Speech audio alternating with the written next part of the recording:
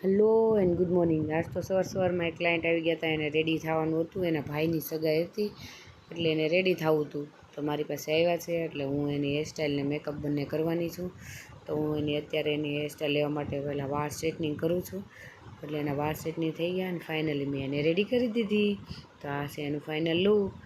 સવારમાં એને સરસ મજાના રેડી કરીને એને સગાઈમાં માટે મોકલી દીધા અને પછી મેં બનાવી નાખી મારા માટે ચા નાસ્તો, જેમાં વઘારેલા ભાત ને ચા ને એવું બધું હતું, બિસ્કિટ ને એવું। પછી પાછા અમારે વાતાવરણ સરસ મસ્તીનું થઈ ગયું હતું ને મેં કીધું હાલ તો આજ બહાર આટો મારતી આવું।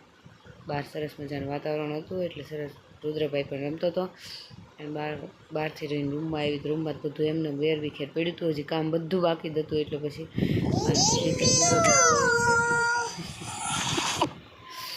અને પછી બપોર થઈ ગયા એટલે રુદ્રભાઈ કે હવે જમી લઈએ હાલો, એટલે પછી બધું જમવાનું તૈયાર કરાવડાવ્યું મને।